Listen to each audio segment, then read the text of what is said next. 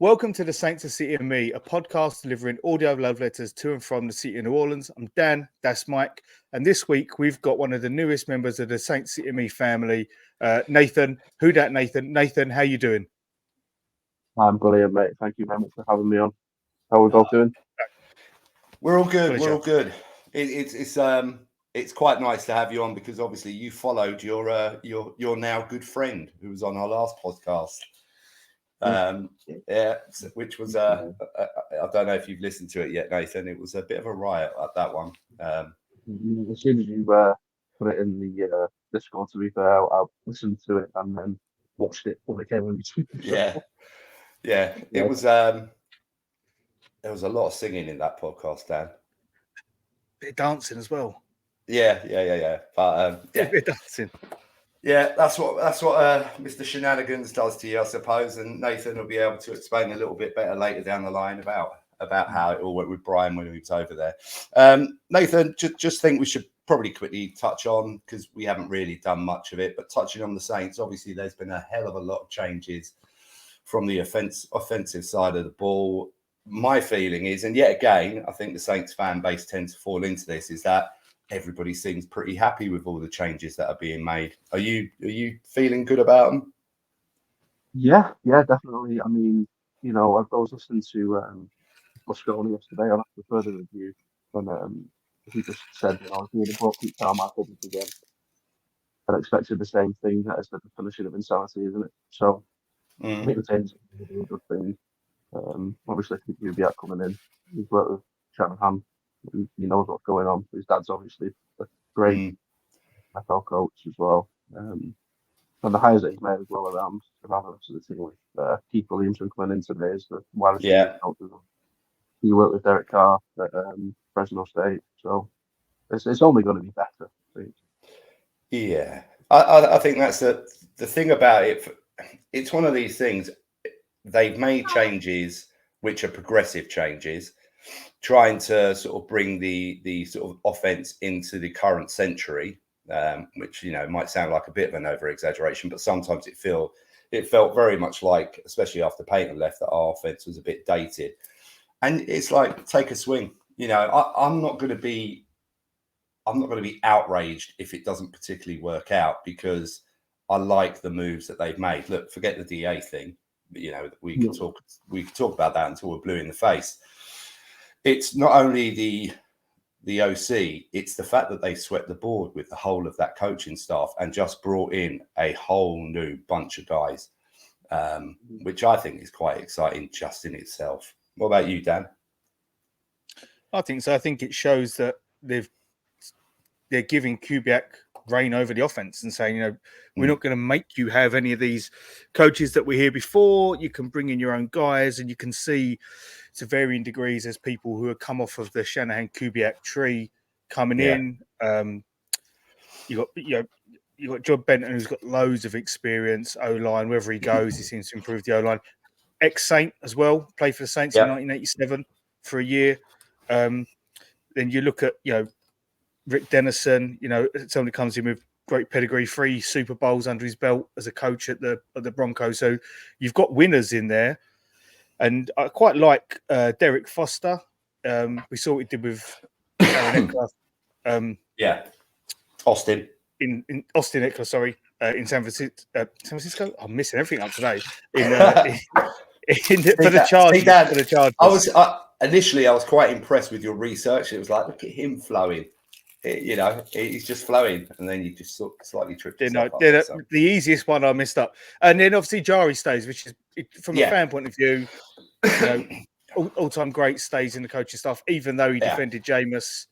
So I think there's no excuses, because I said that last year around Dennis, and I said no excuses. But I think if it goes wrong this year, you can't say they haven't, as you said, swung and tried. They've recognised that the offense was stale. They recognise they're using a playbook that dates back to 2006 in one form or another, and they've said let's mix it up and see where we go with it. So I'm all for it. That Kubiak was one of my favourites for the job. It was him and Robinson that I quite liked. Obviously, Robinson ended up in Atlanta, but I think it's a good appointment. I think some good changes going on. Hopefully, the players will be on board with it. I think hopefully we can see better utilisation out of Alvin Kamara, see more motion, get Shaheed doing things that aren't as obvious. So obviously, Shaheed was great last season, but if you look at a lot of his plays, it was like 2 or 3 plays they ran where the success came, and didn't really utilise him in other formations. So I'm really keen to see Shaheed under this offense. And then Chris Olave being wide receiver 1, probably. Yeah, you're absolutely right. Shaheed looks like he's a talent, and obviously there are a lot of people who think he's a little bit of a one-trick pony, but I think that's what the style of offense made him look that way, as opposed to him as an individual. Was it last year? I can't remember. Was it the Atlanta game where he did the sweep and all those? And we never really saw any of that this year. They was almost using. I was going to say, they almost using the way they did sort of Ted Ginn when he came in, just to stretch the field and for those long, deep balls when they wanted to really air it. So it'd be good to see him vary his play. And then maybe we'll go and get a wide receiver in the draft in the first couple of rounds. We'll see. Yeah, absolutely. They've taken Robert Doomsday actually at 14, which surprised me considering where we actually really need help. But I don't know. They never always come to fruition. Usually with any draft, were they? Yeah, I mean, we need help at defensive end, but you sort of think that might be an avenue that they try and sort out in free agency. With obviously the news coming through about what the cap may increase to, is obviously for us, it's if it is the case that sort of, with the moves that they're going to make, that might give us a little bit of breathing space. But I think defensive end is certainly something they're going to have to look at. But you would like them to go out and get someone who's tried and trusted, as opposed to all these projects. Yeah, I was to say, me and Di have been chatting around it on WhatsApp. We both feel quite strongly that defensive end should be the first priority in free agency. If they can go and get a Daniil Hunter or someone like that, I know he's 29, but he's still got a bit of juice to him and gives Cam some support while Granderson and hopefully Foskey develops and maybe re-sign Barn. We'll see. Yeah, obviously, I'd love the chaos of getting Brian Burns, but it'll never happen. They'll tag him. Yeah, I mean, the thing about it is that you sort of hope that with the moves that they're making from an offensive perspective, they're sort of looking at their O-line and thinking we can actually work with these guys. Obviously, they'll have to make some additions in there, but at the moment with the scarcities of the picks that we've got, you do feel like it's a year that we should actually trade back, but it ain't going to happen, is it?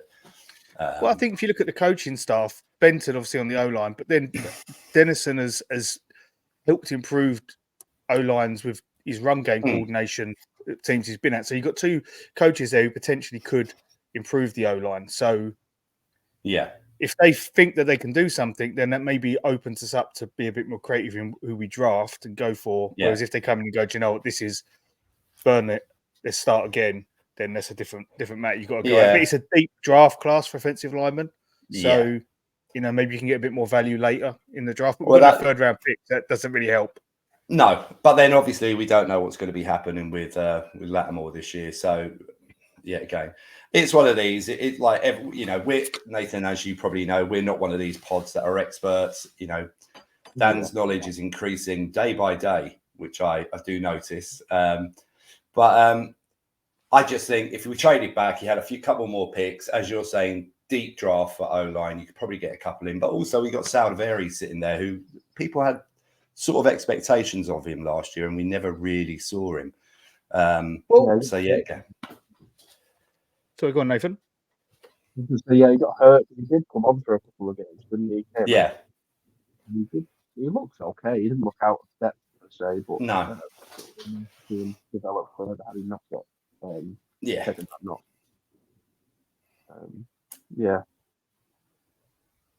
It's all we can hope for. I don't know if it was Ross or John Hendricks that said it, so I don't want to quote the wrong reporter, but I think they said something around the Senior Bowl. One of the Saints staff there, I don't know if it was Jeff Ireland or someone else, said that they very much see Saldivari and Pennin, surprisingly, as being players they expect to be able to come in and fill in on that O-line when they're needed. So maybe still looking at them as developmental players, but I mean that that sort of slightly breaks your heart that we're still talking about Penning coming in and being able to do a job on that O-line, given where he was taken. You know, yet again, we're not going to tread over old ground because that's been spoken about enough. But yet again, this is part of the problem. You know, not hitting on our sort of high picks, our first round picks for the last few years. It's troubling, really troubling, because, you know, apart from Olave in the last sort of 2 or 3 years, nobody's really come through. And that's a real issue. Definitely. All right. Should we switch off this subject, Mr. Harper? And should we move on to the stuff that we want to talk to Nathan about? Yeah. Well, we want to talk about the Saints, but we want to talk about Nathan's saintdom, Sainthood. fandom. Yeah, that's maybe move on swiftly from that word. Yeah, I suppose the first thing we always ask when we got people on is, Nathan, was it the Saints or was it the City for you? First of all, it was the City. Yeah. Okay. It was the culture, it was the music, because that's how I found New Orleans. It was through jazz, basically. I started playing drums when I started high school, so I was in year 8, and yeah, I just loved anything in 3/4 music, and just chill vibe. Just love jazz. I just couldn't get enough of it, and yeah, we did a school project to be able to give it a genre, and I think my music teacher knew that I was into jazz. So he gave my group jazz, and we did so much research on where it came from, and we fell into New Orleans and just explored the hell out of it, and just seemed like such a crazy great place. And yeah, it was somewhere that I'd always wanted to visit before I even stumbled across the Saints, really. But yeah, it was definitely the City first. Yeah, it's obviously it's an obvious question that we always ask, given the name of our podcast. But I am genuinely surprised about the amount of people who actually came to the Saints via the City. You know, or you know, when people talk about what team should I support? I like the NFL, and I think most people would always say, you know, probably follow a team of a city that you are looking forward to going to or think you might enjoy. But I am genuinely surprised that, because I think that's probably about the 4th or 5th person, isn't it, Dan, that when we've asked that question, it's been the City. And even though it's the name of our podcast, I'm actually really surprised. Well, I say that, but I'm not. I think when we started it, we thought it was a really cool tagline for the podcast, and I don't think we really anticipated how many people from the UK and Europe were going to say it was a City first. We expected a lot of people to say, "Oh, I went to the game in 2007 or 2008, or I went to the game in 2017, or whatever else." But more and more people we're seeing, and even people we haven't had on yet, like that we plan to have on, who've said, you know, we've got one friend who said, "Oh, I became a Saints fan because my friend at university was from New Orleans." And that is a City, really, isn't it? Because it's the person from the City that's brought you into it, not necessarily just, I'm going to get into the NFL and I'm just going to pick a team. So I think it's really been quite eye-opening. 27 episodes in, how many people are Saints fans because of New Orleans, first and foremost. Jazz, we've had Jazz a couple of times. Well, another person here, you know, that was sort of my, that was a bit of my pathway in, Nathan, as well. Sorry, you were going to say something, mate. No, I was just say both of you, and obviously our other friend Mark. Jazz was a heavy part of him becoming a fan of the team and the City. Yeah, absolutely. Do you still play, Nathan? I haven't played since college, so I started playing when I was 18. I've just not had access to a kit, really. I still think I'll be able to get behind a kit and play. Not as well as I would have done had I been playing for the past 10 years, but I definitely would have been able to get in there. I can play a bit of keyboard as well, a bit of bass guitar, but it's mainly the drums, really. You'd fit in well in the City, mate. Get up on one of those nights where people are jamming. Just go up there and give it your all. People would love you for it. Would be. Yeah. So In obviously, terms, I was just saying, yep. Go on, Mike. No, go on. No, you're good. Are we going to have an argument on the pod? I was going to ask about music. If you were to take it somewhere else, No. then I was going down the same route. So crack on, mate.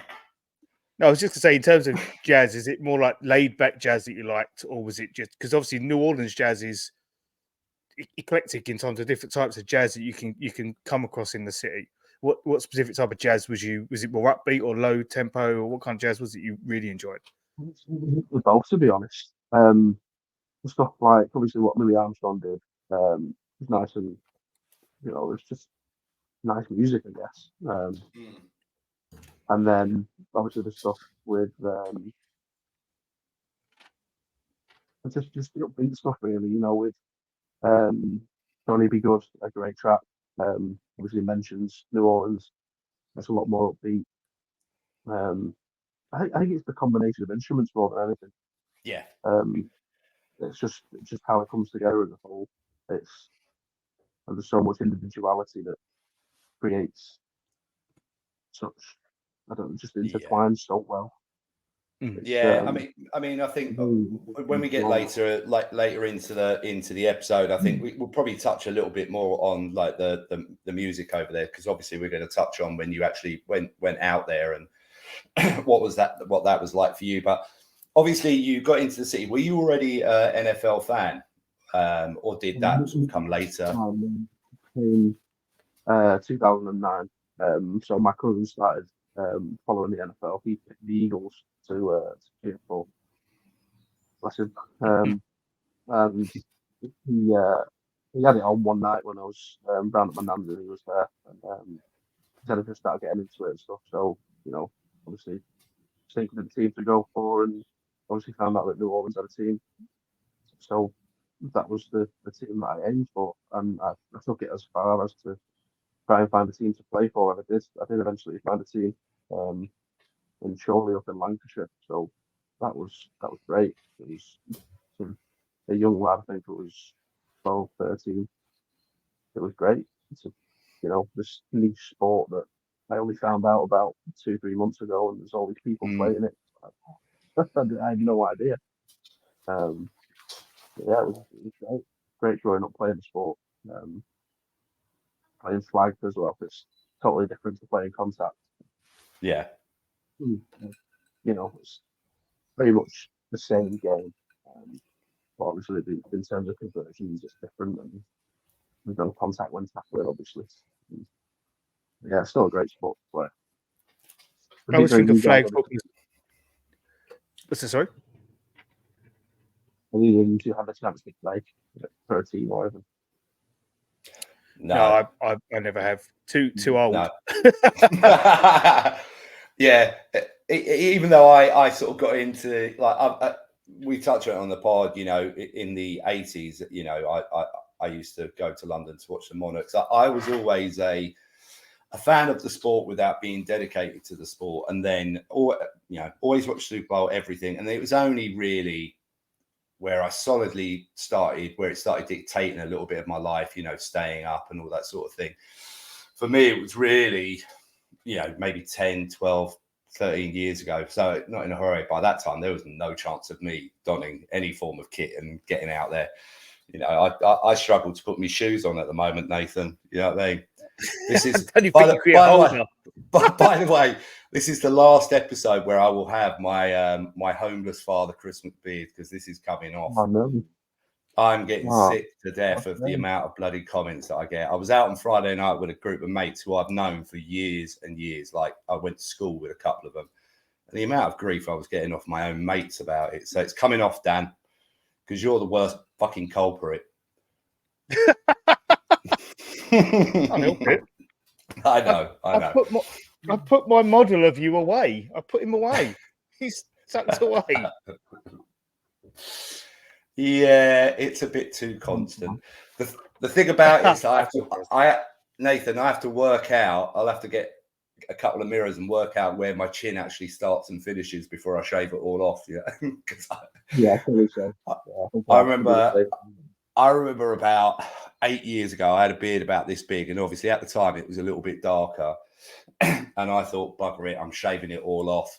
And I went into the bathroom and I shaved it all off. And my wife actually heard me scream because I genuinely did not recognize the person who was standing in front of me. It was a scary, scary thing. Yeah, I mean, when this was born, I had someone like this, and rid of it, and he gave me the weirdest look as if he had no idea who the man was. Yep. Yeah. It's good. I might do it Saturday night, Dan, when you're with me. I might let you shave me. I think a lot of people might misinterpret that. I'm going to let's swiftly move on. Right. So we're going back to the NFL. So obviously you start getting into the game partly because of your cousin. You then sort of start playing flag football and all that good stuff. So were you then sort of constantly watching it and sort of just delving more and more into the game itself? Yeah, watching as and when I could. Obviously, I think at the time we were only getting the games on Sky, so I'd watch if I was down with my cousin or whatever. Playing, training every Sunday, and then it was kind of there wasn't. We didn't play a game every week and have like a season. It was more you'd go down to a location, like a central location, either London or Birmingham or Manchester, have a tournament every month or so. We played the first tournament and it was great. We played down in Coventry. Played 4 or 5 teams. I think it was 5 teams in heavyweight undefeated 5-0. And we did really well. And we won the first 4 games and we had London last. And obviously London had all American coaches and they had top players and stuff. And I remember that's Southern money. That's Southern money, Nathan. It's disgusting. I know. It's the same now in Britport as well. It's always London and Manchester that are in the things. Them both. But yeah, I remember our coach. We were saying to him all that it must be a good team being from London, and he said, "Oh, they were just scraped through the last game." And we ended up beating them 26-24 or something like that. And then he came round to us and told us that they'd just beaten Coventry 76 something. And it was like, oh, okay. But it's such a good thing for the coach to do because obviously it gave us confidence to go in there and win it. And a kind of confidence came with every coach that I ever played for after that. It's always instilling hope and trying to make everyone, feel they can do as best as they can. And it didn't only help with, playing football, but it kind of helped with life as well, growing up. Yeah. Just make a more confident person, I guess. Yeah. Yeah. And exactly, because you need that in all aspects of life, doesn't it? A lot of, again, Nathan, me and Dan have spoken about this on numerous occasions about, personal difficulties that maybe myself and Dan have had, but just people in general have had. And when you get sort of those types of people who have that sort of almost like inspiration gene, who just know the way to talk to people, know the way to inspire them, know the way to help develop their confidence. There's nothing better in life to be surrounded by people who've got that ability. So it's great to hear that you sort of gain some confidence via those people, and yet again, that's through playing the game. So the game's having an impact on your life in a few ways, which is incredible in itself. Yeah. I tried to instill that in myself when obviously I was a coach a couple of years ago, a local team up here in the northwest at the Holton Spartans. I went in as the assistant linebacker coach, became the linebacker coach, and then eventually was the defensive coordinator for the last couple of games of the season. I'm sure the Spartans. I could be just talking off the top of my head, but I'm sure James Baker, Dan. Yeah. I'm sure that's who he used to play for. Quite a few years ago, I think James used to play for them. But yeah, I don't think it's that long ago. No. But and also it seems in that sort of northwest region, the sort of that. The game's just a little bit stronger around there because I've looked around my area, my local area in the southeast, and we haven't got that many teams around us to sort, because I was quite interested in just popping along and watching, you know, if they were playing on a Saturday, and I haven't really got any local teams near me, but I know there's quite a few that a few people have played for in the Northwest.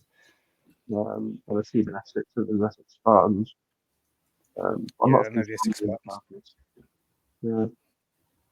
Yeah. There was a team down in Bristol at Bristol Aztecs, and team in Bristol as well. But yeah, the majority of teams are kind of above Birmingham. There was quite a few. Yeah, absolutely.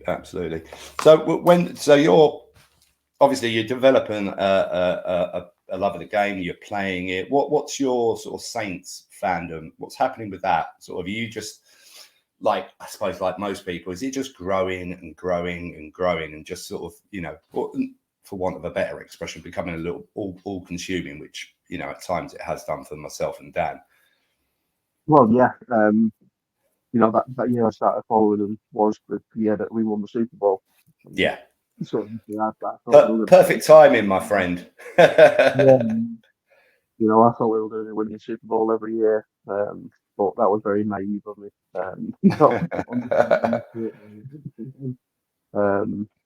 But yeah, it's I was just trying to, you know, search for the scores every Sunday, see who we were playing, see what was what, and it just kept going and growing and growing.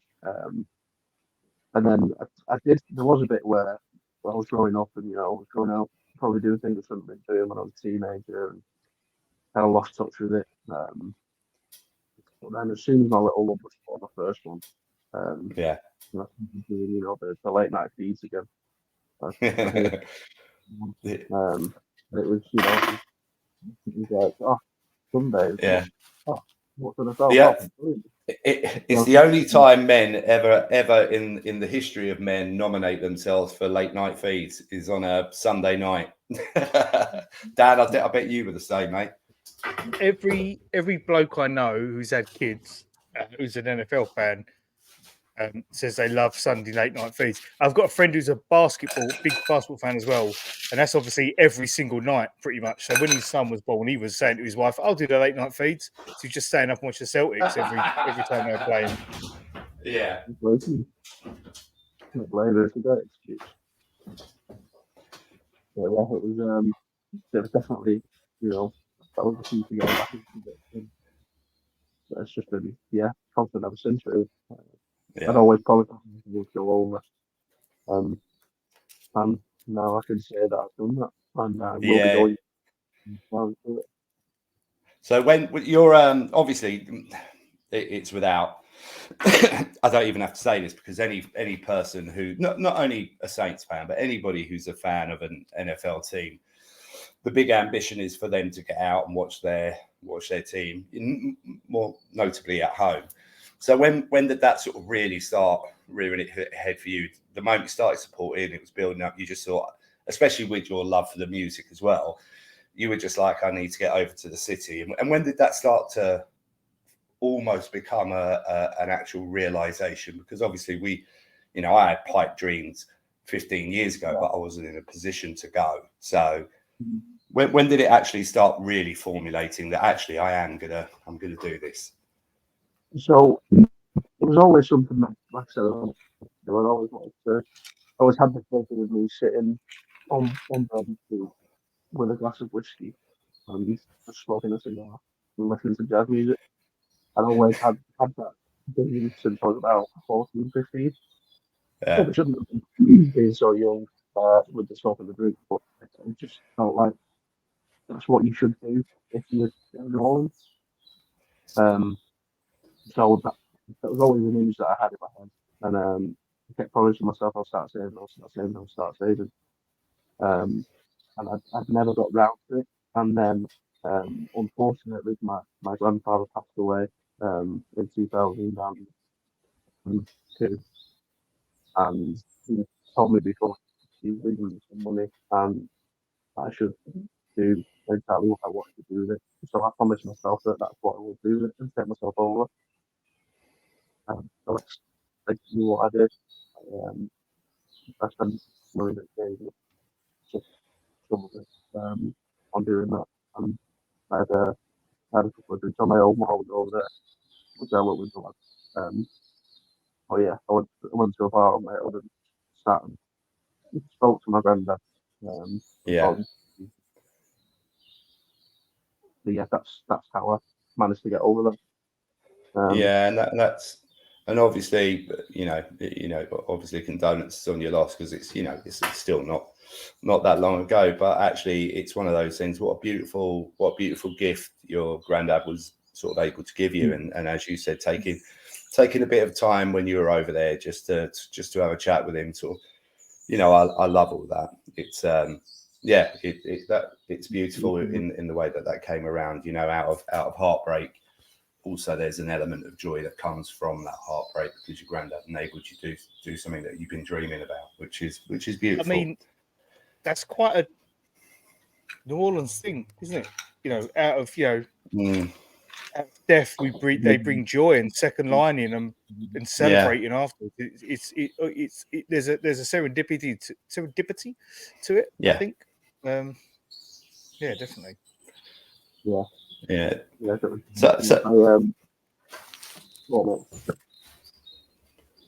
So who you obviously we know you went over with a couple of pals. So how did that all? Were they people who'd always wanted to go, or were they just really excited? Were they Saints fans, or were they just excited about joining you on a trip to a city like New Orleans? Yeah, Mark and Liam. That year that my granddad passed was actually it was a pretty rough year. So my father-in-law passed earlier that year, and then my daughter was born, and then my grandfather died, and then unfortunately a couple of months later, my other grandfather got diagnosed with cancer. And those ones were there for me everything this year. And so as a thank you, I paid them to come over with me. I told them that they didn't have to go. And that they were coming. So they got bullied into coming with me. But we must say, bullied in a nice way. Oh, of course, yeah. Yeah, of course. Gentle stroking. But actually, no, I'm going down the wrong path again, Dan. Sorry, mate. But yeah, so they're Mark and Liam, they're both NFL fans anyway. Liam's a Giant fan, which is why we chose the St. Giants game to go for, because we weren't playing the Steelers in the schedule. Mark's a Steelers fan. And yeah, they've both been following the NFL for a bit longer than me. Mark and Liam we all played in a team, all three of us. We started there was like an 8-a-side league that started up in the Northwest, the AGL. It never really got off the ground, but we all kind of joined together through playing for that team, and we all got really close. That was good. But yeah, I think they've definitely been following the NFL longer than I have. Was, bullying me in terms of knowledge, which is great. But yeah, just greatest two lads that we could ever wish to company on such a trip, I guess. Yeah, and yet again, it's it's a theme throughout a lot of the pods that myself and Dan are doing, especially with international fans. It's the communities that you build up around the NFL. The amount of people who have met people, myself and Dan included, via the NFL. The amount of people who have grown really close bonds. The amount of people that go away to, and it's a lot of that bond is sort of created by a love of the game. I was going to say it's not even just Saints, because we've got friends. We've got friendships with people who are Jets fans, Falcons fans, Texans. People got their mobile numbers and we chat and what. It's not just a Twitter thing. It's like you have these conversations outside of it now, and they're people you would call friends, and I think it's something that you don't necessarily get from British football, English football, because the rivalry is just so intense that if they're not your friends, you're not going to make a friend with someone through your football team, because they support a different team to your team. You're going to make friends with people because they support your team, and your other friends, football is a secondary thing. But for this, making friends with people through a sport, and even though they don't support the team you support, is quite something unique about the NFL from an international point of view, in my opinion. Yeah. And we, you know, and you're right, Dan, because again, we had that situation on Super Bowl Sunday, didn't we? Obviously, we had a great time at Box Park, Wembley, where, you know, last year when we went, it was three of us. It was myself, Dan, and Alex. And this year we went there. I think there was about 20 of us, wasn't there, Dan? It was over 20, I think. Yeah. In the end. So apart from the two teams competing in the actual Super Bowl, without a shadow, and probably we may have outnumbered 49. We were the best. We were the best represented team there. It's to the point where a Cowboys fan spoke to you outside and said, "I've been following the NFL for so many years. This is the best turnout of Saints fans I've seen at anything other than when the Saints were played." And that was the beauty of it, because we're talking about the bonds that you make with people, and they don't even have to be a fan of your same team. We had a mate there, Mike, some know him as Miggy, and he was a Chiefs fan, you know, and yet again he was in our group, and you know he sort of semi supports the Saints because his best mate supports the Saints, so it's one of those. But yet again, the community is a load of Saints fans there. We've got Chiefs fans with us, and we celebrated, you know, their win with him. You know, because fuck the 49ers in. Yeah, in Marbury. Sorry, Nathan, what was that? That's what it's all about. It's, you know, there's only two teams that can get there in the end. So might as well support one of them, you know. Try to get the Super Bowl. But yeah, it's good to know that so many people can, you know, the same experience in terms of creating memories and friendships. I gave that 49ers fan proper stick as well, didn't I? Celebrated right in his face. Dan bringing a bit of the soccer into American football there with the celebration in the face. He was chirping all game, and then when Mahomes threw that pass to Hardman to win, I just going nuts in front of it. I did the same last year, giving stick to Chiefs fans, even though they won, just to get them on. So Nathan, you so obviously with your two pals, you know, obviously with the you know, with the generosity of your granddad, you know, you're able to go over there. So walk us through it. Was that your first time in America, or had you been to America before, or? Yeah, it was first time in America. Yeah, it was great. So what did we do? We had a flight from Manchester down to Heathrow. I think it was 9 a.m. We got into Heathrow after 10. Then I think it was 10 to 2 hour planned takeoff time to go over to New Orleans. Did everything with British Airways, and you know, I can't speak highly enough of them, to be fair. They looked after us really, really well. Good. I've heard some, you know, sketchy things about their service recently, but no, they did really well. A great flight over there, and then we landed, got through to security, and obviously we went through, and they were asking us, you know, what comes to the US for, and things like that, and did our fingerprint scanners. Then I remember Mark's left hand, everything apart from his thumb, wouldn't do it. So we had a little joke that if he was going to do any crimes, he had to use his left 4 fingers. Unfortunately, the woman behind the desk could laugh with us. I thought it was probably a bit, you know, close to the wire, but she found it funny. That's not really the thing you want to be saying at security over in America. Jesus Christ. Do you know what, right? I've been through security. So I've got connecting flights 3 times to New Orleans, twice through Atlanta, once through JFK. So the 2 times I went through security Atlanta, what are you doing here? Oh, I'm catching a flight to New Orleans. Why are you going to New Orleans? I'm going to see a Saints game. I'm going to Jazz Fest or whatever. Fine. Nothing. Atlanta left me alone. Go to New York. I'm going to see a Saints game. Really? Why do you want to go and see the Saints? They're crap. It's just like, I've been through Atlanta twice, not a bean out of them.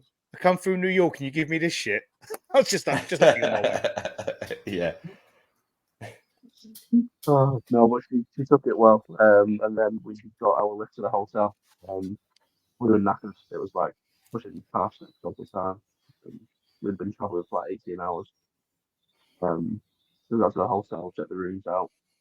Went down to the bar. I think the Raiders and the Chargers were playing. I think it was the game where the Chargers absolutely tore the Raiders in the arsenal. Yeah. It was like 63-20 or something.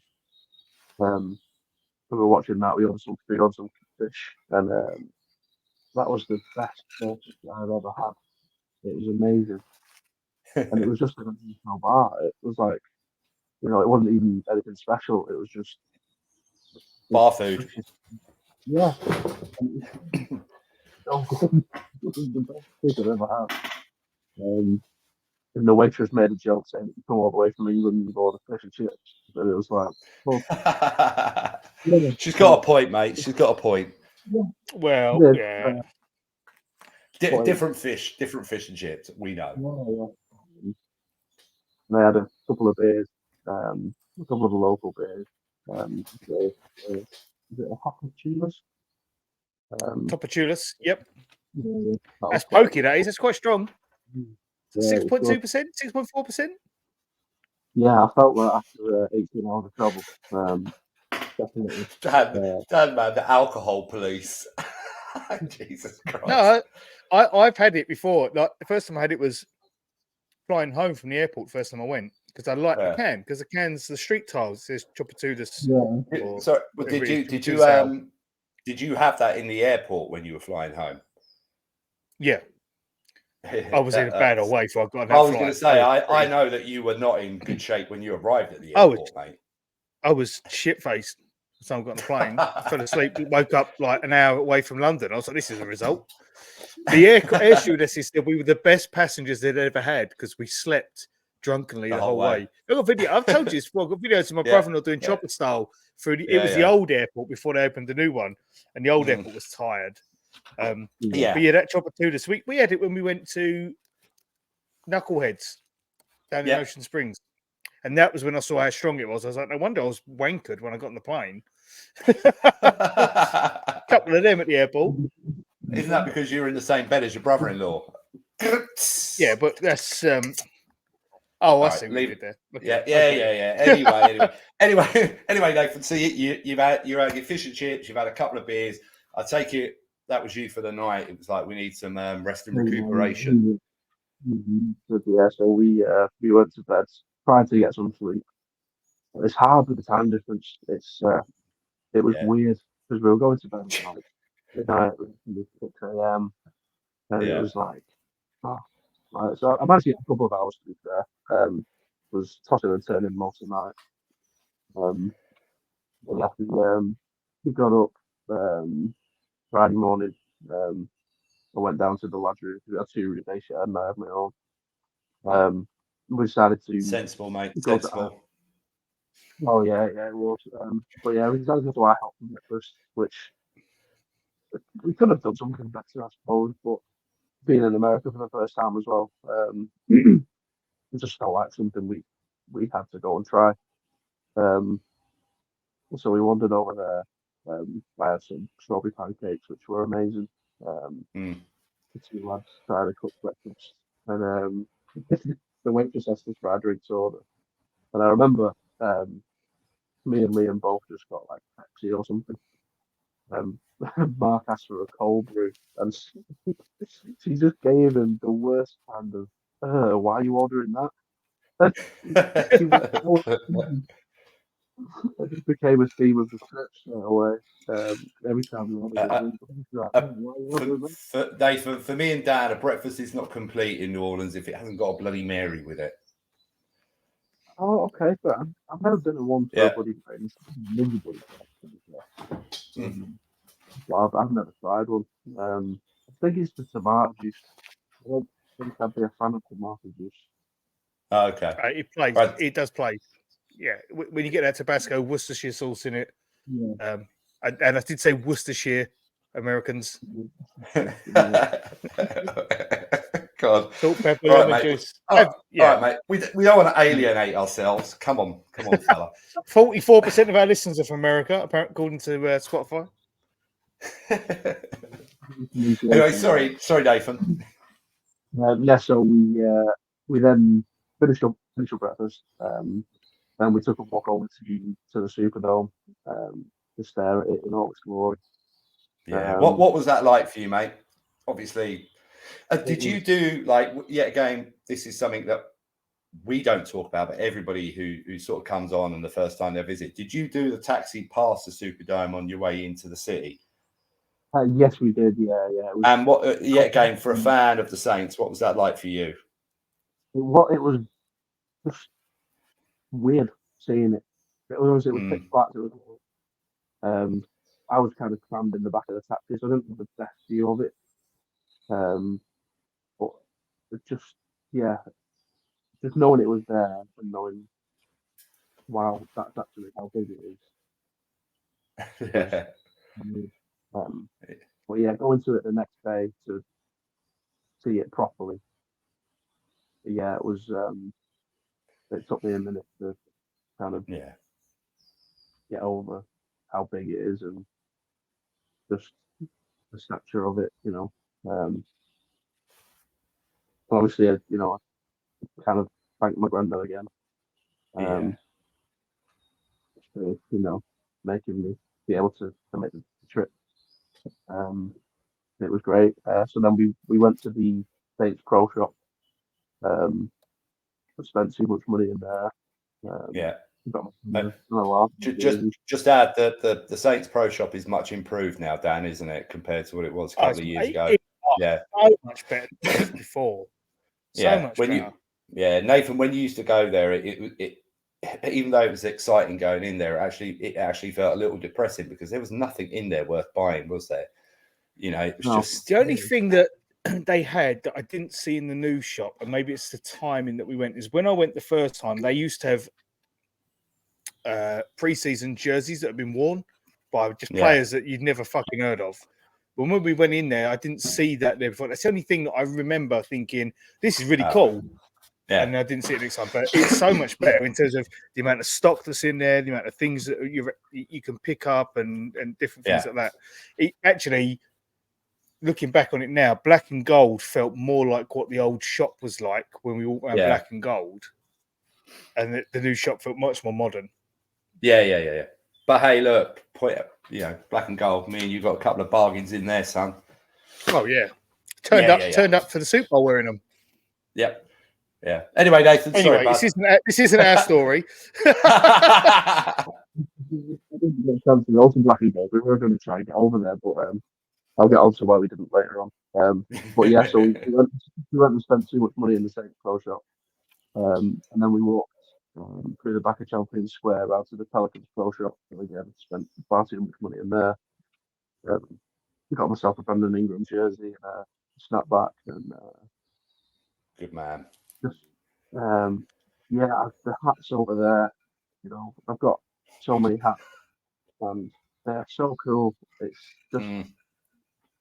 And the thing that really annoyed me the most was I got one of the Nightmare Edition NOLA ones with the bright green stuff on them. Yeah. And I got that home, and within 2 days, Puppy had chewed the back strap. Oh no! I cannot find anywhere on them that will sell one. No. And I've been to so many. I've been to Simpsons. I've been to Lids. Been to the local shoemaker in town. Please, can you help fix my hat? No, sir, we cannot. Really? Blimey. I don't know what to do. Because I love that so much. I have actually with Mark Plum at the minute. She does stuff like that. Hopefully she can fix it for me. Yeah. But, yeah. So you wander over to the Pelicans. So I'm assuming that your first venture after that is sort of into sort of the French Quarter, the Bourbon Street area. Is that where you head to next? Yeah, so I've written it out here. So Friday was the day we met Brian. So we did all the shopping and went back to the hotel. And then I think we had a quick shower, got changed and stuff. And then we went out to O'Brien's.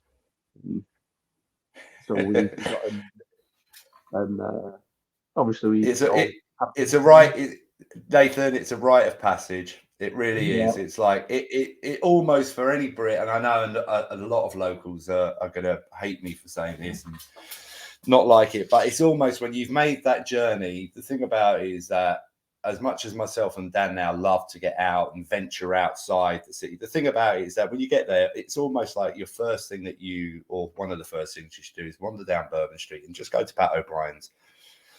You know, get it out of the way. But it's a rite of passage.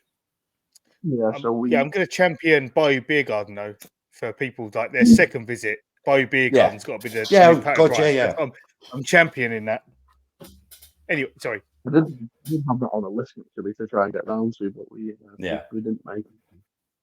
They just felt like even though we had like 4 or 5 days there, it's still like we didn't have a spare minute, even though we didn't do half of the stuff I wanted to do. It was crazy. But anyway, Pat O'Brien's all sat down with a hurricane and then went through to the back where the beer garden is. And it instantly reminded us of a place that we have in town in Warrington, called Poston Gate. And it was weird how yet similar it was. The same kind of vibe, same kind of people in there, same kind of music playing. And it was great. So we had our hurricanes, and then what was a cocktail menu, and decided to just polish off a cocktail menu. Nathan, did anyone have the mint julep? Yes, we did. Yeah, and that was who drank that, because that's dishwater. That's awful. I think Fucking hell. Sorry. Like a New Orleans institution. The mint julep. No, in there. I'm saying in there. Oh, yeah. Because again, I think it's like with the hurricanes, fair enough, mass produced, pour it out the thing. There it's almost like a mass produced one, and it is vile in there. That I like them normally, but in there, even our boy Alex, Alex, who will drink absolutely everything, did not like it at all. So anyway, sorry. So I think Mark ended up with the mint julep. He enjoyed it. I think we all had a taste of every single one. Yeah. But there was one I didn't really like. I can't remember which one it was. Anyway, Nathan, don't say which one you didn't like, because Uncle Dan will tell us both off again. So come on. I've only ever had hurricanes at Pat O'Brien. I've never had anything else there. Yeah. Although next time we go, I want to get that fucking massive one. No, you're not. They do that $240 one. Well, we'll split it between like 10 of us. I want to do the massive one. I'll be pretty cool. Okay. It'll only be me and you there, though. Well, I think we'll be able to polish it off just fine. Yeah. It's got 2 bottles of rum in it. Yeah. Sorry, Nathan. Again, carry on, mate. So we finished up those drinks in Pat O'Brien's, and then headed down the road to Cornet on the corner. We sat down in there, and I think I had a Sazerac in there. Because at that point, you sent me the bingo card, and I was trying to just. Oh, yeah. So you had a Sazerac when you were in there, do you say? Yeah. That was nice. Thanks, Dan. We were in there. Thanks, Dan.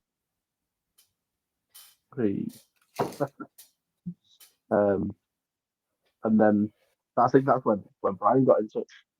He asked if he said something like, if I knew you were coming, I'd have come and seen you guys or something. Just like, we're staying around for a while. Yeah. So I think he must have got in his car and just come straight away. Yeah. I absolutely loved. I remember when you were both messaging about it, and I absolutely loved it. I absolutely loved that the pair of you were like saying it was almost like, Brian's on his way. Brian's like, I'm off on my way to meet these guys, and And when the pictures were coming through, and I just had a big cheesy grin on my face. And fair play to Brian, because Brian's very much like that, isn't he? Yeah, he's great. But yeah, he turned up. We had a good chat. Asked us where we were from, and it was weird. We told him we were from a little sleepy town called Warrington, and he said the street next to his street is called Warrington. Yeah. Blew our mind. Yeah. It was like, no way. But yeah, it was great. Had a drinking corner with him, and then yeah, he took us out. So he took us to lots of luck, as he told you guys last week.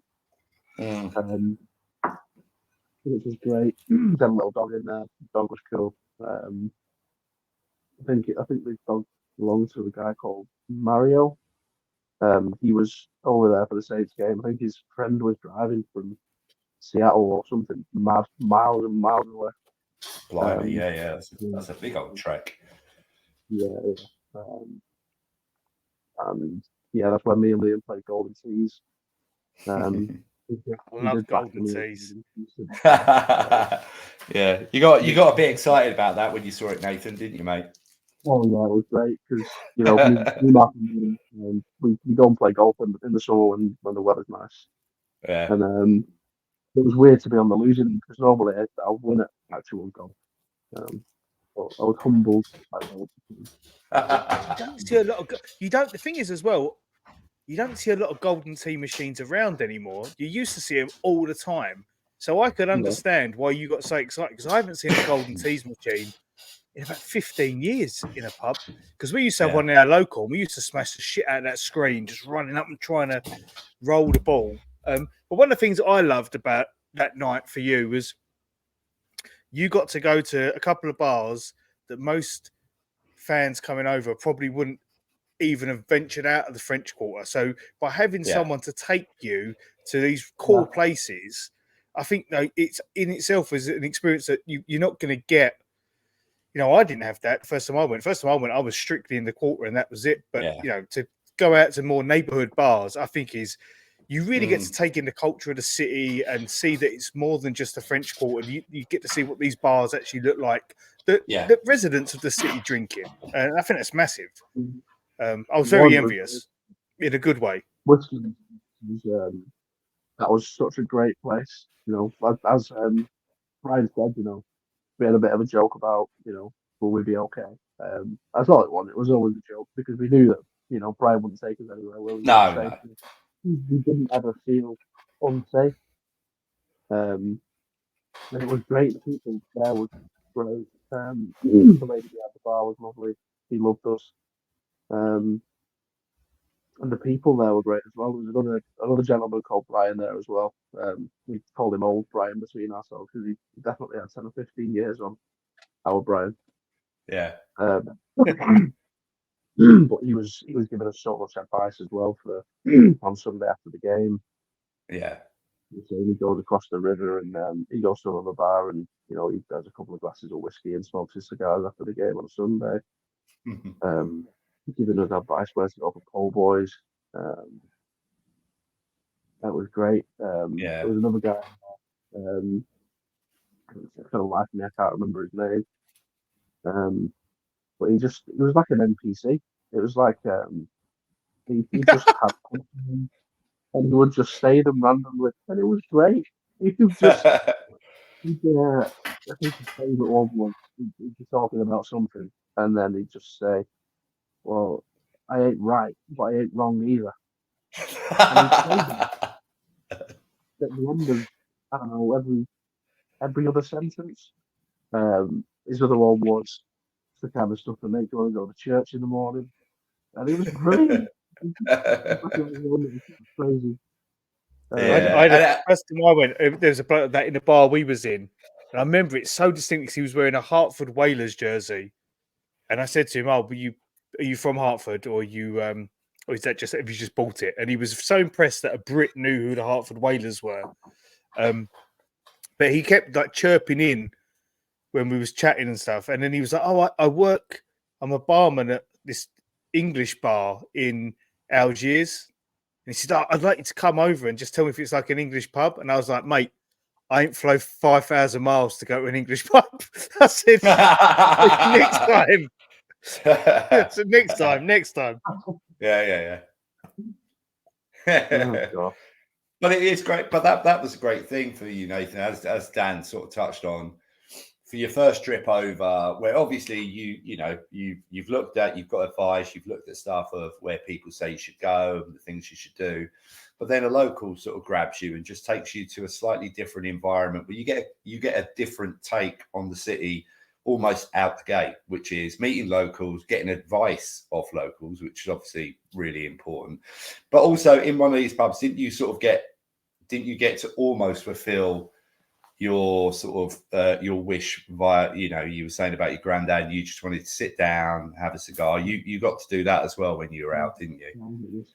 Yeah. So Brian sorted me out with a cigar. He got me a glass of bourbon. I think it was I can't remember what it was. It was nice, whatever it was really nice. This is when he tells and me we the were glass of Pepsis, and I'll be like, fucking hell. But no, we sat on the pavement with just on plastic deck chairs, with a cigar and whiskey, and it was great. The only thing that was missing was the jazz music, but Yeah. I didn't mind. Everyone was chatting, everyone was having a good time. Again, I took a moment there to thank my granddad for everything and pass the cigar around between the boys, and it just felt like a dream fulfilled. And it wasn't even game day yet, No.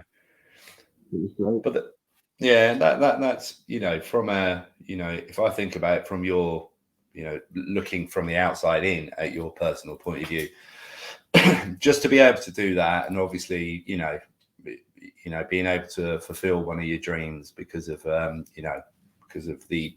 sad situation of your granddad passing, but also the opportunity that he gave you to do it, and then just being able to sit there with a cigar and and just whether it was inwardly or outwardly sort of thank him is it's beautiful. It's very touching, even for me listening to it. I can't imagine sort of how emotional it would have been for you. And as you're saying that, you're only 2 days into your actual trip over there, aren't you? And you're already, you're already sampling something completely different. Yeah.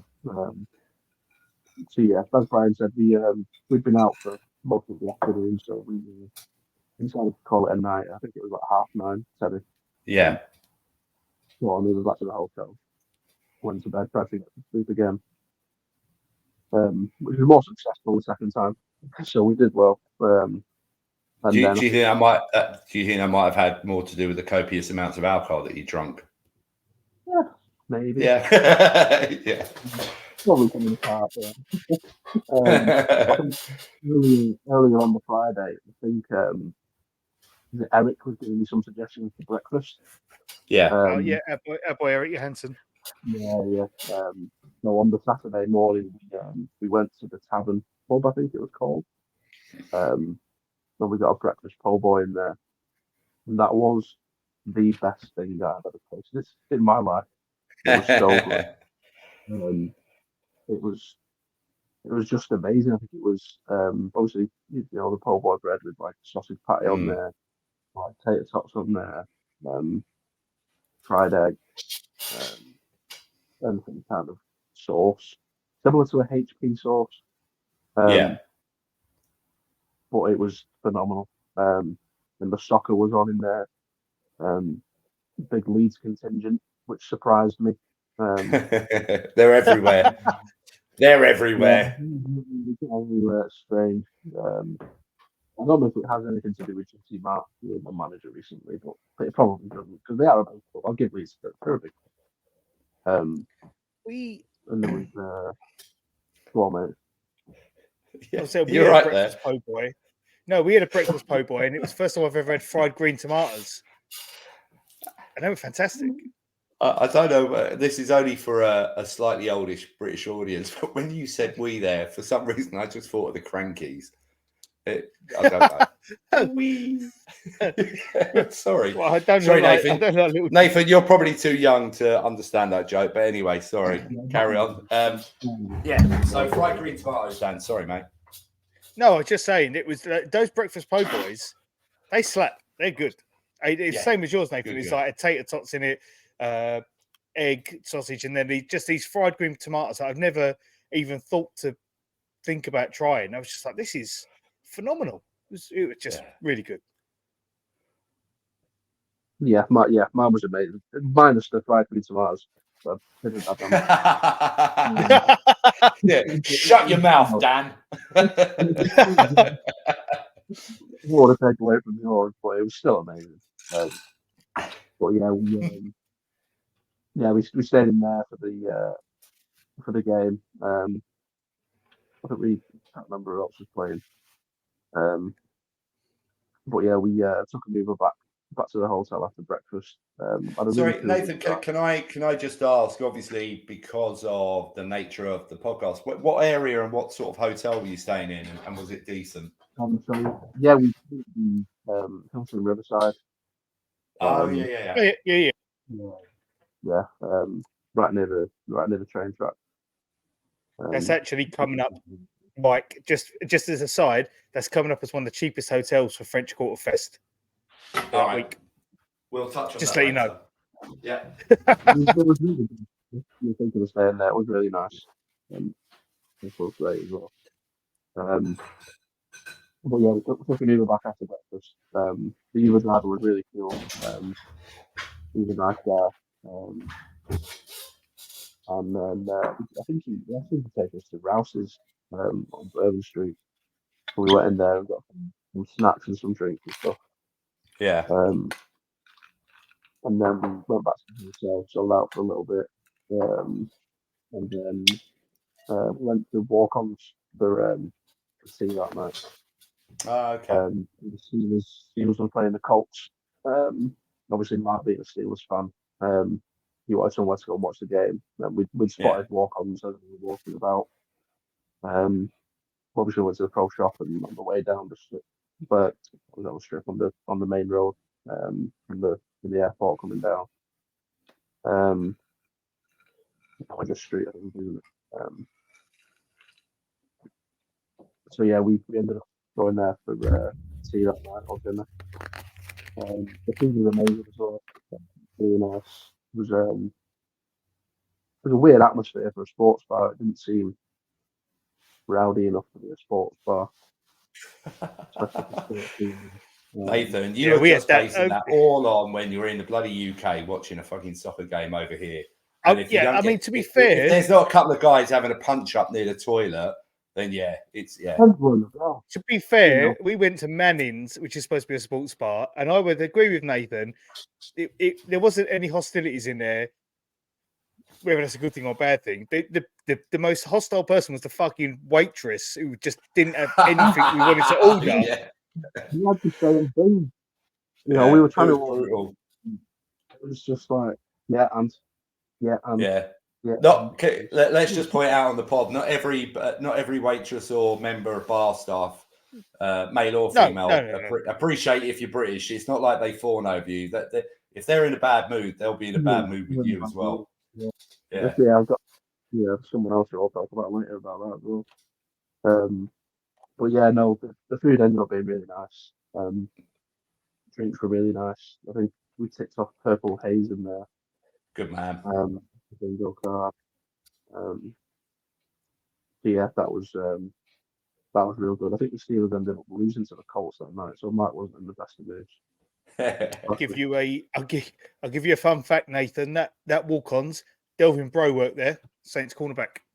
Yeah. That's the walk-ons that he worked in before he went off to play in Canada. Yeah.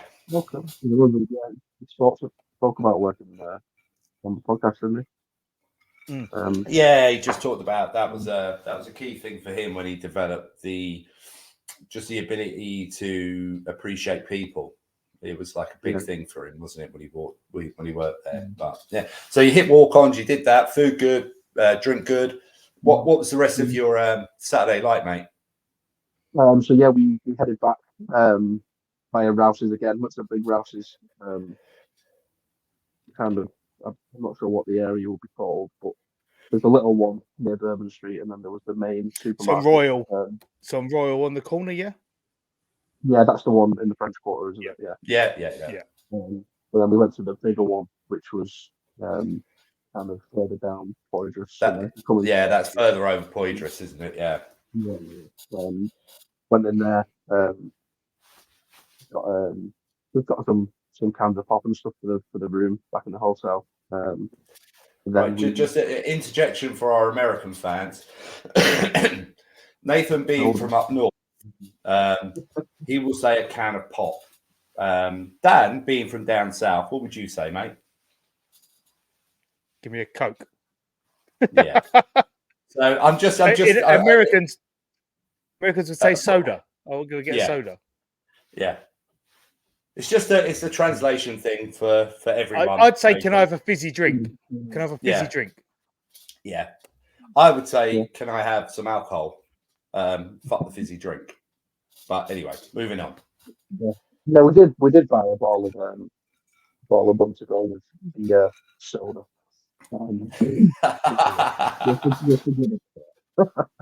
But yeah, we got back to the hotel and we decided to go over to the casino opposite the hotel, Harris Casino. Yeah. Nice. We went in there. There was a wrestling fight on that Mark wanted to watch. He had some money on it. So we did ask around earlier on in the day if there was anywhere to go and watch it, but no one could really tell us anything. So we took our chances. Best place to watch it, or it would have been at the other place. Would have been not far from there. Is actually because Manning's is only about 3 minutes. 3 minutes away from that as well. I wouldn't go to Manning's. No, I agree with you, Dan. It's very sterile. Shocking when we doesn't represent the city to me. It's just like another. It's like TGI Fridays with Peyton Manning's name all over it. Yeah, absolutely. Fair enough. But yeah, no, they had it on in there, which is good. Played a couple of slots machines. So yeah, Mark and Lee weren't very lucky in there that night. I was. But I think we took $100 in each, and I was the only one who won anything, and we came out with last. So we were still at a loss. But we played roulette for the first time. Nathan, man, we're now not going to get sponsored by Paddy Power with you on there. It's like saying that, like you know. Well, we have a casino on there instead. What 1 out of 3? Yeah, one out of 3 comes out a winner. I'm just saying. Anyway. I'm not going to say who, but a former guest on our podcast has worked for Harris Casino. I'm not going to say who it was. It was in the catering industry. Or worked with Harris Casino. Anyway, I know that from Max's LinkedIn. It seems like the thing that I'm saying all the time, but carry on, Nathan. Apologies about me and Dan just interjecting all over the place, but hey, such is life. So we played roulette for the first time. Sat down at the table, had no idea what we were doing. Guy looked at us as if we were just aliens, you know. But it was good fun. We lost $40 each on there. Yeah. We all came away with a little Harris Casino. I think it was a $5 chip each, which is good. I'm going to do that next time. Yeah. It's a nice souvenir. I like that. Yeah. Rainbow, for example. Well, not rainbow, it's kind of purple, yellow. Oh, no. Oh, look at Dan's face. Jesus, Dan, did you just get aroused? A little bit. Have you had a bit of a dribble? Was there a bit of a dribble? I did the face because I thought you farted. Oh, okay. But yeah, I'm sorry, Nathan. I'm sorry. You're start of your day. We're on the pop. Yeah. I'm on a patchy month, so it's not bad. But yeah, so we ended up watching the UFC in the casino, which was good. Yeah. Mark lost all his money on that as well. Mark's not having a good day, is he? No, he's No. not. So yeah, after that we went back to the hotel. had a couple of drinks out of our run, and then hit the hay because the day after was game day. So Dan, we've got sorry, Nathan. Yeah, okay, I'm going to interject. I'm going to talk to Dan here, like directly to Dan. You see what Nathan did the night before a game at the Dome? Had a couple of drinks in the casino, lost a bit of money, won a bit of money. Went back to the hotel bar, had a couple of, Swifty sort of bits of pop just to make sure that they could probably get their head down. Nathan, on game day, what time were you up, and did you feel all right?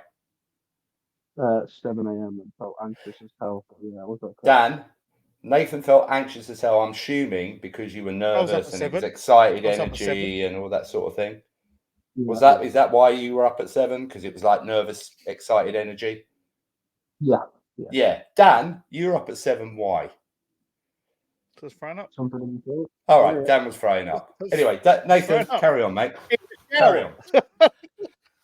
Another lesson for UK fans going over: don't go out on Saturday night and get absolutely obliterated because you could possibly ruin the game. First time I went a bit early. Okay. This time, I had the juice flowing. I was like, I'm good to go. But I put myself to bed before you lot, so I obviously knew something was going south. Yeah. But I woke up the morning after for the game day feeling bright as a button. Anyway, Nathan, sorry, mate. Carry on. Yeah, no, it's all right. So yeah, woke up 7ish. Was just feeling nervous, anxious. Obviously didn't know how we were going to play. So yeah, we took a walk down to Champions Square. Decided not to have breakfast. Just walked straight down, followed just to Champions Square, and left the hotel just after 8. Got to Champions Square for 9ish when it opened. And good man. Took it all in. It was crazy. Went up to Mr. Benson's statue. Had a moment there. And we were greeted with some hard seltzers when we walked in, which was great. I did that in a hard seltzer at 9 a.m. Quite fancy, actually. It's something you have to get used to when you're over there because it doesn't really matter. Like you guys obviously get into Champion Square really early, which is cracking because you get to soak in the whole thing. But obviously, whatever time you get there, like the game's kicking off at midday, like you're gonna have a hard seltzer at some point, aren't you? Which is like it's a bit of a shock to the system at times. I don't mind a hard seltzer. I know people take the piss out of them, but I think they're quite nice. I don't mind them either. Quite a bit to them. We started having them over here now. I like the black cherry one. I quite like. It's a good seltzer. I think. Yeah, the White Claw. White Claw. Yeah. So yeah, we had them stood in Champion Square, and then we walked off into the little kind of bar, restaurant, fast food area on the corner. Went and sat down in there and had a slice of pizza for breakfast, which was nice. Very nice pizza. Helps open up the alcohol because then we all got another hard seltzer each, but they were massive ones. They were huge. And we met Jerry there, Jerry Wiley. Boy, Jerry and Mary. Do you meet Jerry and Mary? Yeah, top man. Jerry and Jerry. If you ask Aaron. Jerry and Jerry. If you're drunk, Aaron from London, Jerry and Jerry. But Jerry and Mary are absolutely fantastic folk. Really, really good folk. Lovely people. So we had a good chat with them. Just lovely people. They were saying how they come over to Norlands, they don't live in the city anymore, and they don't want to live in the state anymore. I was telling him how he got his Ohio Buckeye season tickets he's got. Yeah. Watching them all the time. But it was great, he had a really good chat with us, really nice man. Yeah. Telling us about how much the Superdome's changed over the last how many years and stuff. It was just great. It was just nice to meet another local who took us in with open If it's on his Twitter profile, if you ask him, he's got a picture of him working in the Superdome when he was like in his 20s as a police officer. In the 70s. It's completely different. Yeah. But yet again, it's also that thing. It's like, yet again, we speak about it all the time. It's the beauty of what social media can be. You know, obviously, Nathan, the reason me and you and Dan are on this pod, social media. The reason that you met Brian in New Orleans, social media. The reason that you've met Jerry and Mary, social media. It can be a beautiful thing if used correctly. You know, that's where it is. Really can. So yeah, time went on. Jerry and Mary went to their seats because they were on the other side of the dome. We left it until about 11:30, I think, maybe just before, maybe 11 o'clock. We went up. We were up in the 500s, I think we were. Okay. Up in the gods anyway. And we decided to take the stairs up, which was a bad idea. I don't know if there's any other way, but I presume there is. Yeah. Well, also the other thing about it is it depends. I think there are other ways, but it also depends which side you're on, because obviously one side had already been, all the upgrades had been done on one side, and the other side hadn't been done. So it's still not as obvious that you can get sort of escalators and stuff up. But yeah, there are other ways. But hey, look, get your steps in, mate. Oh, we did, yeah. That killed us. That's fine. We could have done with a tank of oxygen at the top. But, we were all right. And yeah, that took about 5 minutes just staring at the field. It was beautiful. I don't think there's any other way to describe it. It's when you go there for the first time, mate, isn't it breathtaking? Yet again, it's a couple of things. It's, you know, it's like Ultra HD doesn't do it justice. And the other thing about it is, and you even get that from the outside, but especially when you're inside, the bloody size of the place is just, it's when like you consider, it looks, you could. No, sorry, Dan. I was going to say, you consider it's an indoor stadium, and you do get an idea. God, that's a big old lump there. It's when you go inside that it really sort of blows your mind. Yeah. It is like a TARDIS, like you were saying, Dan. It was just massive. You don't expect it from the outside. Obviously, from the outside, like yourself, Matt, you can see it's big. Yeah. But when you get in, if it's only then you appreciate how big it actually is. It's just, it's just so big and vast and tall and all the other words for big. Yeah.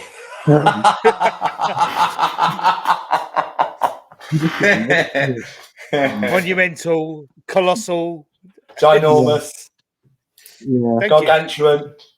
So, yeah. But yeah, we went to find our seats, got a couple of bits to sit down with, some Michelob Ultra, I think we went with. And we got sat next to some Giants fans who we got talking to during the game. And it was great. They were fascinated that we come all the way from England to come watch the game, and asking why and how did we get into watching the NFL and why the States and everything. They were using all the English slang that they do in the right context, and it was great. And I remember one of them. I can't remember what he said, but he just found it so weird that see you next Tuesday. Yep. And you didn't say it. We got the E. You didn't say it. Mike says it all the time. Excuse me, we both say it, but I do say it quite a lot on this pod. I don't say it on the podcast. You say it on the podcast. I've said it on the podcast. You in normal life say it quite a lot.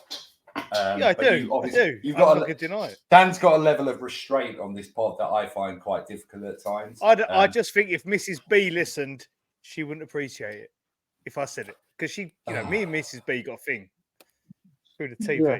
I'm joking. I've only had a couple of beers. What's going on? So yeah, he's been Okay. indicating how we could so easily use the word cunt and not be offended by it because the Americans hate it, and I have no idea how offensive they found that word. Yeah. And he thought it was dead funny showing off to all his friends calling me a cunt, and I didn't really mind. Yeah, we found that our American friends we almost like gave them artistic license to use it, and then when we flipped it and said, "Yeah, but we use it as an term of endearment," they were just like, "What? I thought it was an insult." I was like, didn't get "Not it. amongst friends, it's not an insult. Like I'll call Mikey all the time. He loves it." And also it's this thing, and like Dan's right. It's like when we joined a couple of Discords like SBP and stuff, and Dan, not so much in written word, but vocally when we were on Zooms or whatever, Dan, and especially if he'd had a couple of bottles of pop, might use it. The first time I used it with real effect was when we played the Falcons last season, and he had to kick the field goal to win it. Yeah. And you watch the Zoom and you hear me go on, shank it, fucking shank it, you fucking cunt. And that was when our American friends went, oh, we can use that word because Dan just said it. And I was like, didn't even know I'd said it. No, and hello. Who's this, Nathan? This is Imogen. Hi, Imogen. How are you? Hello, Imogen. Are you going to wave? Okay, hello. No. They look weird. Dad, them two look weird. Imogen is looking at the screen thinking, why is Santa Claus in a Saints hat? I thought he only came out once a year. Not all year round. Yeah, I've got another job during the year, Imogen. But that special day, remember that special day. Have you fuck? So. Dan, he's on the earphone. She can't hear me. Oh, thank God for that. I was going to say about, honestly, 2 minutes before Imogen came in, you were talking about the C word. I was like, oh my God. No, I knew. Nathan's got earphones in. So we digress. Yeah. Onto my swearing habits. Right, so the swearing's out of the way. So we get to the game. Obviously, you've gone into the dome. As you say, we can use many different adjectives to it, but the game itself, how did you find that? Because first time, how they warmed up. Obviously, Blake Groupies out there kicking his field goals, going from left hash to right hash. They do about a 5 round every time. And Lou Headley out there trying to punt. And it was great, we got seeing the Giants warm up as well, obviously for Liam being a Giants fan. He enjoyed it. Was that Liam's first time seeing the Giants live as well? Yeah. Oh, both mine first. That's brilliant. It's really lovely. The fact, obviously, you've gone to the city that you want to go to. You've gone to see the team that you want to go to. But one of your friends that you've come along to, it's obviously very exciting. Apart from the fact that it would be exciting to go to New Orleans anyway, it's even more exciting for him because he's getting to see his team live for the first time, which is actually absolutely great. Mark had been to one of the London games previously, but it was the first time watching it as well, so he really enjoyed it. Yeah. And then as for the game itself, it was great. Obviously we shut them out in terms of scoring a touchdown. They just got 2 field goals. We played fairly well on offense, I would say. Yeah. There was that sketchy, unnecessary roughness call, which I didn't like. I think it was on Alontae Taylor. Yeah. Awful call. Awful call. It was non-existent. Do you know what? Yeah. It was actually a textbook tackle. That was the worst thing about it. It was like a perfect tackle. Yeah. And then obviously Tommy Cutlers was he went down and he got hit, didn't he, on a slide? Yeah. And I didn't get called, which I found strange, but then I think it was the refs kind of, doing us a favour for the bullshit call against Taylor. Yeah. I did have that in the back of my mind, but again, I don't really think it was a penalty on Tommy Cutler's anyway, because he was going down, but he wasn't down yet, and he was running. And yeah, again, it's becoming more and more apparent in the game. It's like the soft penalties that are given now for things that are, I mean, the amount of roughing the passer calls now, where you're like, you actually, for me, when I watch them, it's almost like you're giving up on it. It's like, really, are we now calling that? So it's got a bit soft. No different to soccer over here. It's no different. The worst is when they're outside the pocket and they're a runner and you smack them. Yeah. And they call roughing the passer. He's a runner.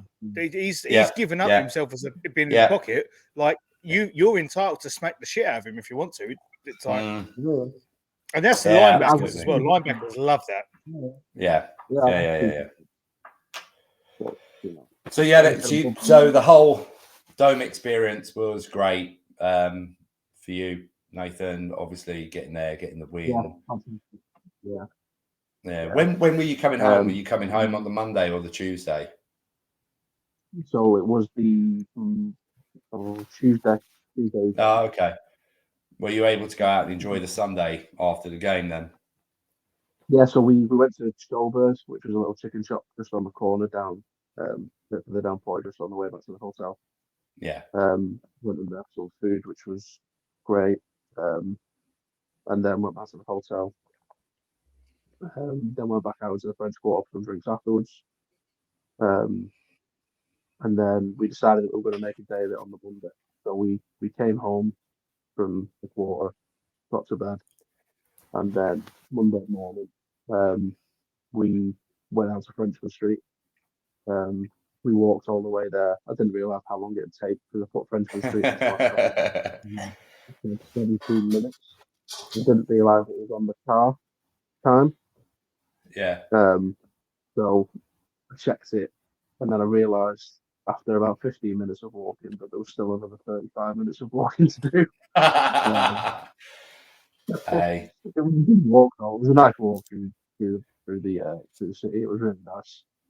But everyone was dead on Frenchman Street, so we just kind of made our way back to the French Quarter. Yeah. And we spent a good 12 hours, if not longer, in the Quarter drinking, and that was the worst thing we could have done with flying back to it. Hey, look, I think you heard earlier, Dante, it was the best thing that he did when he was flying back. 3 of the best behaved passengers that BA have ever had. Right. Honestly, that last day, we was like, we're flying home tonight. Let's be sensible. And then we had a purple drink from Jean Lafitte's, and it all went sideways. Yeah, don't let the voodoo get in you. One thing I will say is, and that's the same for you, Nathan, is that when the game finished the last time we was there, I just didn't want to leave. Like, I just wanted to just stay there, and we got kicked out in the end, didn't we, Mike? Because people were you've got to go. But it's just because either it's the first time you've been, or it was my second time in the Dome. It's like you just want to stay and soak it up, and just you don't want to go. There's an appreciation that because you can't go whenever you want to go. Yeah. There's so much more appreciation for it, I think, for international fans. You just want to soak it in and be the last person to leave, almost. Yeah. It sounds cheesy, but no, but you're right, Dan. It's true. It's we've talked about this previously about not taking it for granted, and we can't take it for granted because you, me, Nathan, you spend, apart from hours getting there, the amount of money you have to spend getting over there. So when you eventually get over there, you want to savor everything. And you're absolutely right, Dan. You get into the stadium and it's like doesn't matter how many times you go. I mean, it probably be a little bit different if you lived over there and you were a season ticket holder. Maybe you would take it for granted a little bit, but we never do as UK fans. And you're right, Dan. You go over there and literally, I don't think there is any occasion where I've been in the Dome where I've been not the last or within at least 20 people, the last person to leave the actual Dome on every occasion I've been there. Because literally you're there and you just want to suck it all up. You want to enjoy the whole thing. You know, and I think they should allow UK fans stay in there a little bit longer after the game. Should we take our passport with us to go? Can I stay a little bit longer? Yeah, can I spend another 5 minutes, please? Honestly, we need to cultivate our connections more so that all of our friends can just stay a little bit longer. We'll speak to Doug and Jess and whoever else. Can you give us a pass? Let's stay a little bit longer. Yeah. But I cried on the way in and like a big baby, and then on the way out, I just didn't want to leave. It's like I was like Tom Holland in Spider-Man. I'm not ready. I don't want to go. I don't want to go. Yeah, absolutely. So obviously you made the silly mistake of drinking too much on the Monday, Nathan. What was the flight back like on the Tuesday? So it was rough. Yeah, so we didn't get in until around 6 a.m. on Tuesday morning. 6. Good man. It sounds like a Mike night. Yeah. And we were all still probably under the influence after 2 hours sleep.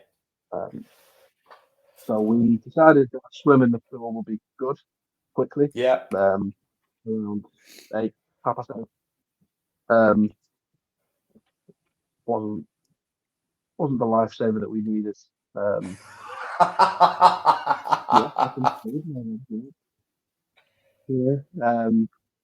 yeah, the staff came round and opened my door, and I got back in bed after the swim, and I apologised and said I will be up swiftly. So I managed to pack the bag together and get down to the lab room, got them off and out, and left the luggage with the concierge guys, and went to try and clear our heads. We thought it'd be good to go and get some food. We all ordered like a meal from. We went out to show chicken or whatever it's called, and none of us touched a thing apart from a couple of fries. We ordered a 5-piece chicken tender meal and didn't eat anything. He just had it sat in front of him. Yeah. And then we got up and left. I think the Nathan moral of the story here is on the day before you're coming back and you've got a flight back to the UK, don't go out for 12 hours and get absolutely spanked until 6 in the morning. No, you do that. You do that. You enjoy yourself. You go for it. Are you talking to me? Or are you talking to people in general? I'm talking to everyone. That flight, just sleep on that flight. You do that. No. You go and you enjoy New Orleans. Hey, Dan, you know that's exactly what I do every single time I'm flying back the next day. So I tell everyone to go and enjoy it. I was going to be like Jordan Stallion then. I was going, you come on, listen, you want to go out, you enjoy yourself. You do what you want to do. Yeah, it was. It definitely helped. We had a late night flight. I think it was like 7 p.m. But we kind of, dozed around the city till lunchtime, and then decided to go and try and find somewhere comfy to sit in the hotel lobby. So we were there from kind of lunchtime till 4 p.m. when the taxi came. Yeah. And we probably just looked like homeless people off the street, sat in the corner of the bar in the hotel. Yeah, I've been there. To be honest, I think 70% of people who are tourists, or whether they be from the US or the UK, traveling to New Orleans, when they're coming back, 70% of them all look like they're homeless when they're at the. I need a dollar. I need a dollar. Yeah, we'll leave that one alone, Dan. I've still got a dollar in my wallet. I made sure to keep it. So all in all, it was obviously a very worthwhile experience. Both both from your NFL American football appreciation, but also just from a from a life affirming, and obviously everything that you spoke about, where it was a dream for you, and obviously through heartache you were able to achieve that dream. It was great. It was fantastic. I wouldn't change a thing, and I would do it all again in a heartbeat, definitely. Yeah. Well, Nathan, look, sorry, mate. Before you finish, wrap up, Mike, I was going to say, like, I would say I am a massive advocate. If you're listening to this and you're from the UK or France or Spain, or wherever, get on social media, wrong app, connect with people from New Orleans. And if you can find someone who can look after you, like Brian did with Nathan that night, and get to see the real parts of New Orleans, it is something you can't manufacture that kind of experience. So, yeah, it just, for me, it is a testimony to what social media has given us. And if you can connect with those people, like we've done with Max and Corey and Ryan and Elise Ross and Eric and all these other Ross and all these other people, Maddie, all these people, if you can connect with them, then you get the opportunity for them to show you what it's really about, like Nathan had. Yeah, you can't substitute that. No. Do it. No, do it. You're absolutely right. And look, Nathan, mate, obviously myself, and this is the first time that myself and Dan are meeting you. Obviously, in the new world, this would probably be called in person, but it's not in person to us because when I meet somebody in person, they've got to have a drink in their hand. I've got to have a drink in my hand, and we've got to clink that drink together, and then that's in person. So look, I'm hoping at some period in the near future. And obviously, there are moments where there are Saints meetups all around the UK. This year or in the last 6 months, I think there's been Birmingham, Manchester, Edinburgh, London. Small community of Saints fans in this country, but we make a really big fucking effort. So we'll keep you linked in with all of the opportunities to sort of meet up. And genuinely, I think me and Dan hope to meet you in person very soon. Oh, and absolutely. Look, yeah. Sorry, Bub? Yeah, it's going to have to happen. Yeah, absolutely. Look, Nathan, thank you, mate. Thank you for coming on. And we know, obviously, you've got work pretty soon, sharpish coming up. We appreciate you coming on at this time. And genuinely, let's try and link up properly very soon. Yeah, definitely. Cheers, guys. Only thing I want to say, Mike, is if you're listening, like, follow, subscribe. Yeah, we never do enough. This. We never ever do this. Nathan's in, join our Discord. We've got it's not as active as we'd like, but we've got loads of good recommendations in there. The more people come in, the more recommendations we can get, the more conversation we can have going. Yeah, active around people, what to do in New Orleans, what to do in your trip, talk a little bit of Saints. Jazz Fest is coming up, French Quarter Fest is coming up, all these things that people might want recommendations for. Please reach out to us. We'll give you the link to the Discord, invite you in.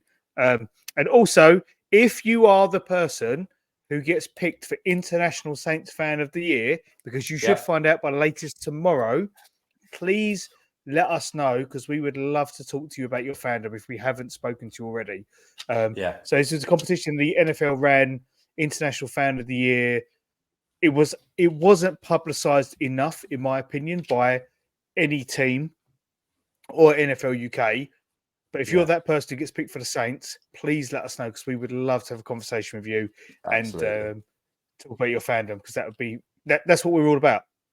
That's exactly what we're all about. So just wanted to say that. And other than that, Nathan, it's been a fucking pleasure. Yeah, take care, Bob. Thank you very much, Jen.